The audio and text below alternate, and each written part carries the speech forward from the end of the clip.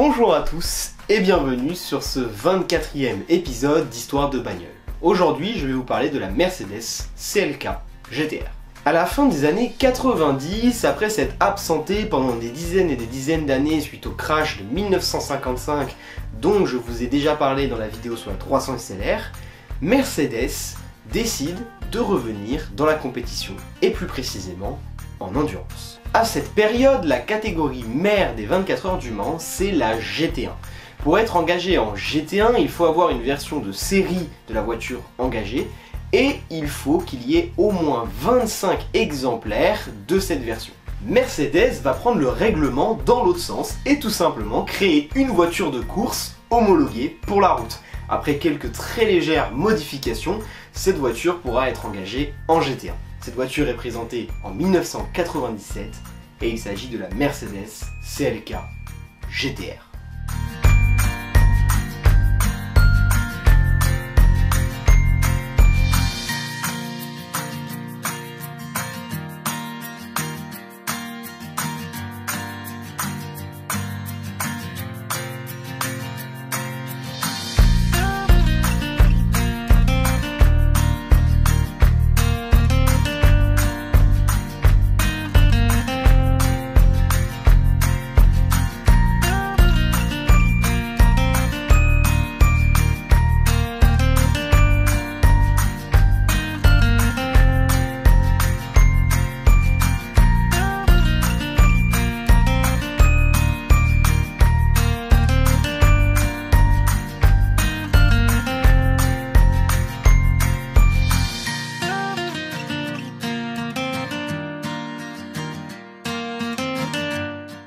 Bien qu'il existe déjà un modèle dans la gamme Mercedes portant le même nom, CLK, la Mercedes CLK GTR est bel et bien une nouvelle voiture, entièrement nouvelle.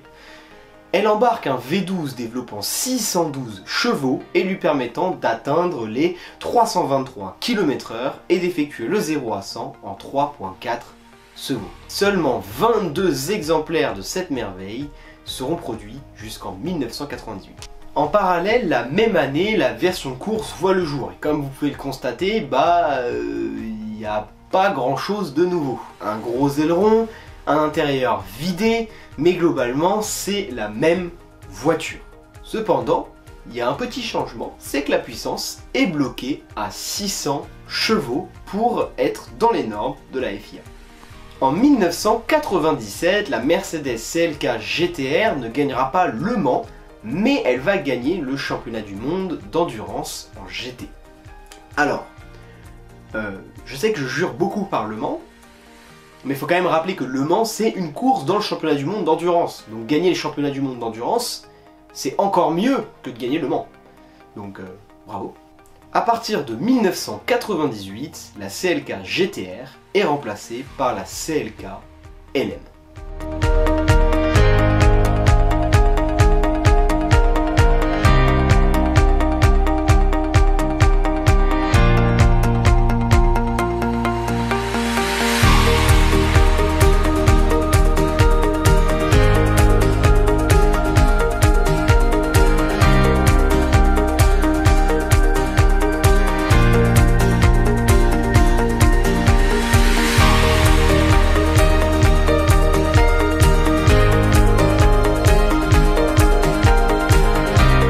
La CLK LM ressemble énormément à une CLK GTR. On peut les différencier avec la calandre à l'avant et aussi les portières ne sont pas les mêmes. Mais sinon niveau design c'est la même voiture. Le gros changement c'est le moteur. On passe à un V8 ce qui la rend plus légère donc beaucoup plus performante. Malgré ça, elle ne gagnera toujours pas les 24 heures du Mans. Par contre elle est à nouveau championne du monde d'endurance GT. Décidément, la CLK GTR et Le Mans, ça veut pas.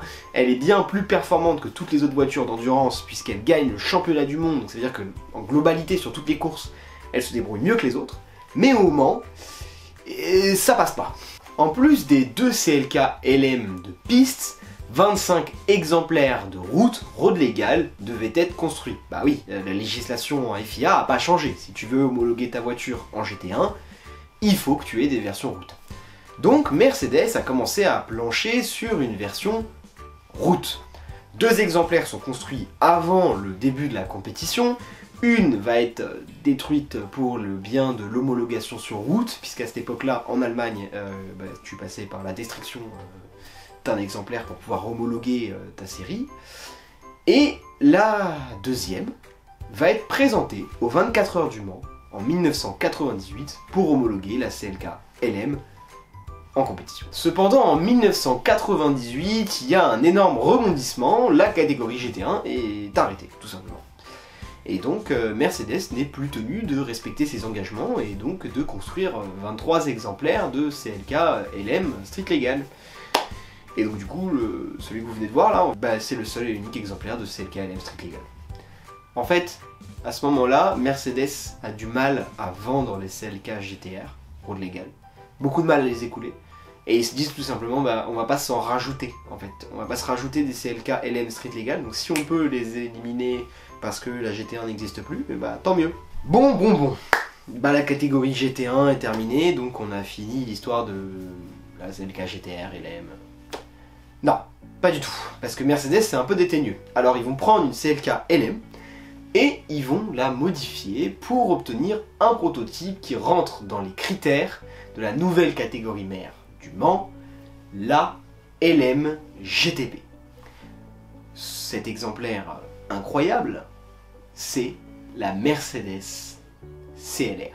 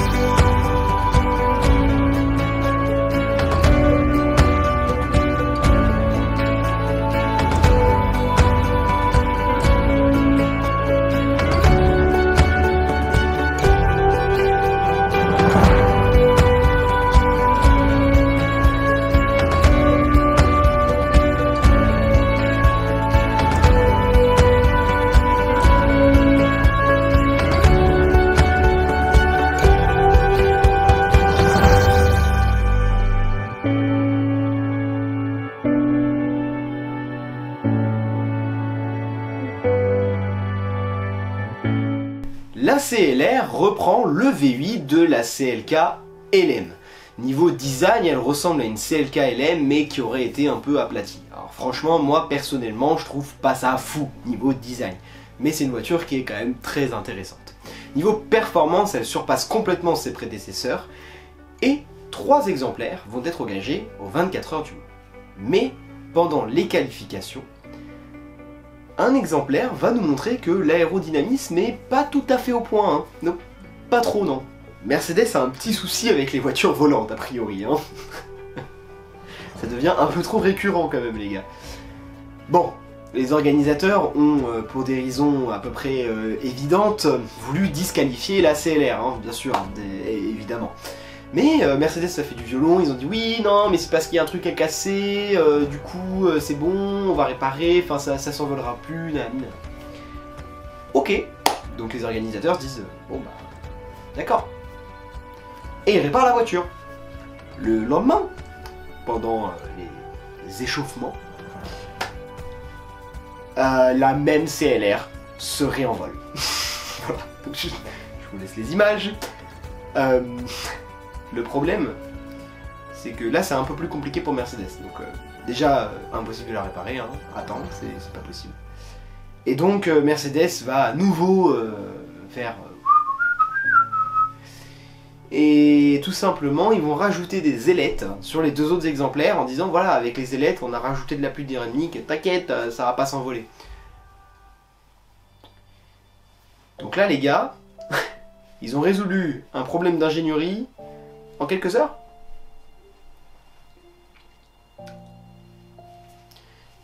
Moi je suis pas certain. Mais visiblement les organisateurs ont été totalement conquis puisque la CLR a été engagée aux 24 heures du Mans. Les conséquences, vous vous en doutez, elles sont évidentes, hein, tout simplement en plein milieu de la course, après 4 heures d'épreuve, en pleine bagarre pour la 2e place, un autre exemplaire de CLR a pris son envol. Cette fois-ci, il s'est envolé très très haut, Il est passé par-dessus les grillages de sécurité. Heureusement, il a atterri dans une clairière complètement vide. Sinon, ça aurait été un remake de la 300 SLR.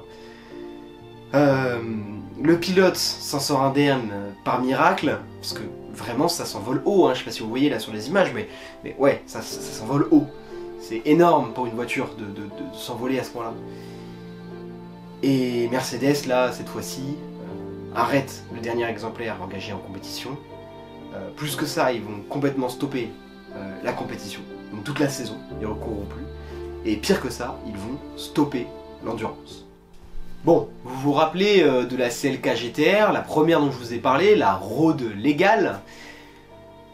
Et bah ils n'arrivent pas à s'en débarrasser. Ils n'arrivent pas à les vendre. Voilà, c'est trop extrême, trop cher, ils n'arrivent pas à les vendre. Voilà. Du coup, pour les rendre plus attrayantes, pour donner envie d'acheter, Mercedes va créer 5 versions roadster de la Mercedes CLK GTR en 2002.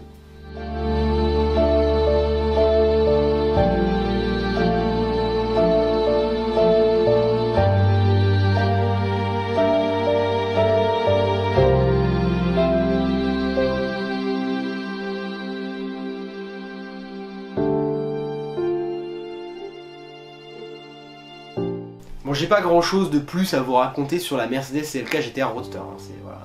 C'est juste un toit qui s'enlève. Il n'y a pas grand chose de plus à rajouter. Elle est un peu moins rapide du fait de l'enlèvement du toit. Voilà, c'est tout ce que j'ai à dire. Par contre, en 2002, Mercedes va également, toujours dans le même but de rendre plus attrayante la CLK GTR, moderniser la CLK GTR. En fait, ils vont juste améliorer les performances, le moteur, et donc ils vont créer la Mercedes CLK GTR Super Sport. Dans cette version, la Mercedes CLK GTR ne change pas esthétiquement, mais elle embarque un V12 gonflé à 720 chevaux, soit plus de 100 chevaux de plus que la CLK GTR normale, qui était déjà très bien. Hein. 340 km/h bloqué électroniquement et 3,2 secondes au 0 à 100. Ça commence à arracher. Une Mercedes CLK GTR, ça vaut environ 4 millions d'euros. Pour ce qui est de la Mercedes CLK GTR Roadster, il y a eu une vente en 2016 pour 1,7 million d'euros. Je sais même pas pourquoi je vous en parle, tellement cette information n'a aucun sens. Je vous l'ai déjà dit, je vous le redis, si vous voulez vous intéresser à des ventes, il faut regarder des ventes récentes. 2016 c'est beaucoup trop éloigné. Déjà, si je devais vous donner quelque chose pour la Mercedes CLK GTR Roadster, ça serait que ça vaut plus de 4 millions. Pourquoi? Parce que 4 millions c'est le prix d'une CLK GTR, des CLK GTR Roadster il y en a 5 dans le monde. Donc ça vaudra forcément plus qu'une CLK GTR, donc plus de 4 millions. Tout simplement. Pour ce qui est des CLK GTR de piste, CLK LM, CLK LM Street Legal, CLR, CLK GTR Super Sport, je n'ai pas de cote à vous donner. En fait, je trouve pas de vente. Alors, je sais qu'il y en a qui ont été vendus. Notamment, par exemple, il y en a qui ont été vendus à Mechatronic, et Mechatronic eux-mêmes en ont vendu. Donc d'ailleurs, pour ceux que ça intéresse, Mechatronic, c'est à mes yeux un des plus beaux garages du monde. Et je pense la plus belle collection privée de Mercedes. Hein. Donc ils ont CLK GTR, CLK GTR Roadster, CLK GTR de piste, Maybach Accélero. Maybach c'est Mercedes, hein. C'est une filiale de Mercedes. Voilà, donc voilà, c'est de la folie. Le fait est que ces ventes, c'est des ventes qui se font pas sur la place publique, c'est pas des enchères, c'est pas... donc, on connaît pas les prix auxquels ils ont été vendus, et donc je ne peux pas vous donner de cote. Voilà, je suis désolé. J'espère que tu as kiffé cette vidéo. Moi j'adore déjà cette vidéo parce que la CLK GTR c'est une de mes voitures préférées. Voilà, fallait que je le cale quelque part, c'est une voiture exceptionnelle. La CLK GTR, moi waouh. Voilà. Donc j'espère que tu as kiffé cette vidéo, j'espère que j'ai réussi à transmettre ce plaisir et cette passion. Et si c'est le cas, n'hésite pas à t'abonner, laisser un petit pouce bleu ou un commentaire. Salut!